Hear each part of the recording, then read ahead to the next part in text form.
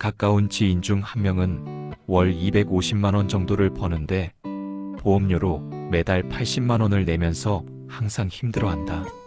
왜 그렇게 보험을 많이 들어놓았냐 물었더니 보험을 저축으로 이해하고 있었다. 보험은 원래 보험계약 당사자가 약정한 보험료를 지급하고 재산 또는 생명이나 신체에 사고가 발생할 경우를 대비해 안전망을 마련해 두는 것을 목적으로 한다. 그러나 보험회사는 생명보험과 손해보험 같은 실제 위험에 관련된 보험만을 팔지 않는다. 보장성 보험과 저축성 보험은 물론이고 정기보험, 종신보험, 변액보험, 유니버셜 보험, 개인연금보험 같은 상품도 팔고 있다. 보험은 리스크를 기반으로 한 확률 게임이다. 보험사, 즉 상품 개발 회사는 위험이나 손실이 생기는 영역을 찾아내고 그 영역의 실제 손실 발생수를 계산해 보험 액수를 결정한다. 가령 1만 명이 사는 동네에 연간 사고 사망자가 5명이라면 나머지 10,000명에게 각각 10만 원씩 걷어놨다가 10억 원이 모아지면 5명에게 각각 2억 원씩 나눠주는 일을 하겠다는 뜻이다. 내가 그 5명 안에 해당될지도 모른다는 불안감으로 사람들은 연간 10만 원만 내면 사고가 나도 남은 가족이 살 수 있게 해놓았으니 좋은 제도라 생각한다. 여기서 10만 원은 이 상품의 원가다. 그런데 이 일을 국가나 비영리 단체가 주도해서 무료로 하는 것이 아니라 이익을 추구하는 사기업이 하고 있다. 이들은 자체 보험 상품을 만들고 개발하고 홍보하고 사고가 발생하면 심사도 한다. 운영비도 들어간다. 또한 보험은 적극 판매를 해야 하는 상품인 만큼 판매를 전문으로 하는 GA 같은 판매 회사도 있다. GA는 각 보험사의 상품을 비교 분석해서 소비자에게 전달하는 역할을 한다. 상품 하나를 팔기 위해 거대한 회사 조직을 운영해야 하며 홍보와 판매망에 수당을 지불해야 하니 10만 원의 마진을 붙여 팔게 된다. 누군가는 관리를 하고 일을 해야 하기 때문이다. 문제는 보험사가 수당구조, 시책수당까지 포함해 많게는 월 보험금의 410배까지 판매망에 판매 수수료를 지불하고 있다는 것이다. 즉, 1년치 보험료의 거의 전액이 판매 수수료로 보험 설계사에게 지불되는 것이다. 거기서 끝나는 일이 아니다. GA는 최대 600%까지 수당을 주기도 한다. 이를 다 계산해보면 보험 가입자가 내는 월 보험료의 최대 16개월분은 수당으로 나가는 셈이 된다. 보험 해지가 어렵고 중도 해지 시 원금이 사라지는 건 이 때문이다. 더구나 보험사는 이렇게 많은 수당을 주면서 자신들의 회사를 운영하기 위해 직원들 급여, 사무실, 임대료, 홍보에 쓸 돈을 보험료 안에 포함시켜야 한다. 상황이 이러니 실제 순수 보험료인 원가 10만 원짜리 보험의 보험료가 40만 원에 육박하게 된다. 이건 마치 보험액의 식당의 원재료 값처럼 변해버린 꼴이다.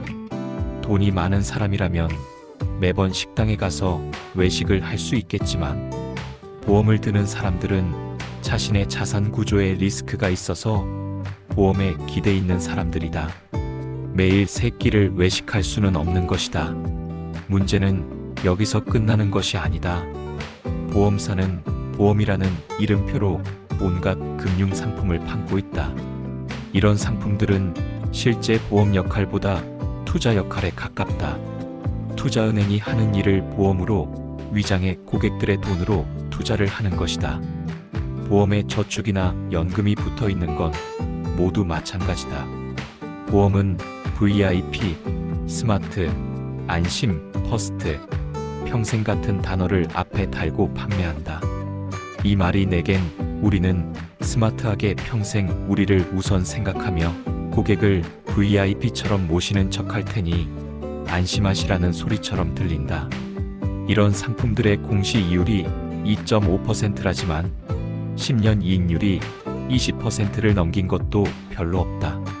저축성 보험은 가입 후 첫 7년간은 보험료에서 보험 설계사, 인센티브 등 사업비를 제외한 금액만 투자되기 때문에 전체 보험료를 기준으로 생각하면 공시이율과 실제 수익률 차이가 크게 난다.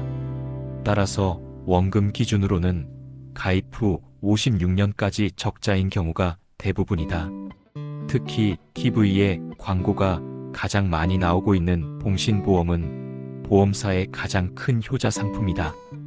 가입자는 종신토록 보험료를 내야 하는데 보험료가 높아서 57년 사이에 70%가 해지를 하고 원금을 날린다. 보험사는 해지로 인한 이익이 상당하기에 가장 열심히 팔라고 독려하고 가장 높은 수당을 지불한다. 생명보험은 내가 가족을 현재 부양해야 하고 나의 근로소득이 수입의 전부라면 들어놓아야 한다. 하지만 자산소득이 따로 있다면 필요 없다. 자동차 보험은 의무적 가입 요건일 뿐이다. 미국의 일부 주에서는 10만 달러의 예치금이 있으면 따로 상업 자동차 보험을 들지 않아도 된다. 나는 현대신 보험 무용론자다. 10만원짜리 상품을 굳이 40만원을 주고 사야 하고 저축성 보험에 이자보다 못한 이익을 받고 투자를 할 이유가 전혀 없다. 상품의 원가와 판매가에 너무 많은 차이가 있기 때문이다. 가족과 친지가 많으면 가족끼리 보험을 만들어도 된다. 영리하고 정직하고 계산 빠른 큰 누나가 보험사가 되면 된다. 불과 몇 년만 모아도 큰 돈이 될 수 있다. 글 앞머리에 언급했던 지인이 그동안 낸 보험료의 총액을 보니 1억 7천만 원이다. 아들이 태어날 때 들어놓은 어린이 암보험까지 포함해서 8개가 됐으니 그럴만하다. 그 아이가 이제 18살이다. 자신이 살고 있는 집 전세금보다도 많다.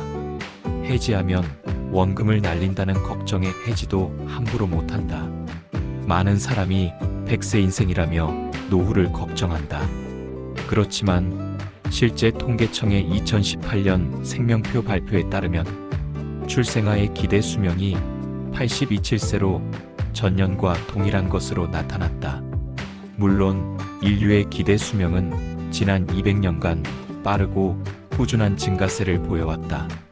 1800년대 평균 수명은 40세에 불과했지만 1900년대 초 평균 기대 수명은 60세에 다다랐고 2000년대 들어 80세가 되었다. 그러나 그것은 비누의 보급과 더불어 영양 상태, 주거 환경의 개선, 각종 예방약의 발견과 보급에 따른 유아 사망률 저하의 다른 결과다. 그럼에도 불구하고 기대 수명이 끝없이 증가하지는 않았다.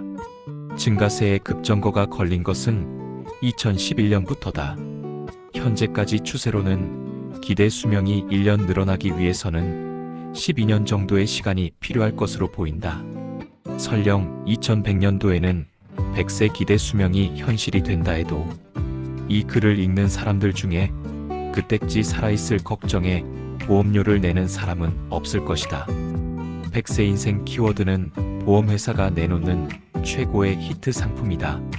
재수 없으면 100세까지 살지 모른다는 소리다. 나는 실제로 회사에서 들고 있는 건강보험과 자동차 보험 외엔 아무런 보험이 없다.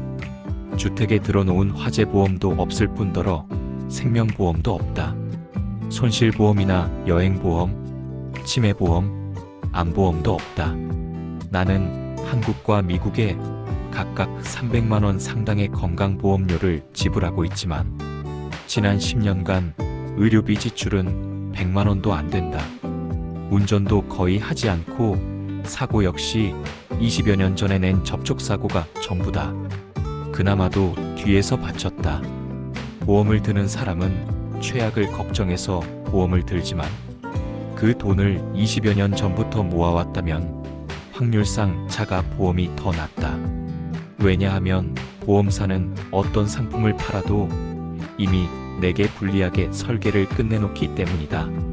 저축형, 비과세, 갱신형 등의 여러 유혹적인 단어가 붙어 있어도 결국 고객에게 불리한 상품일 수밖에 없다.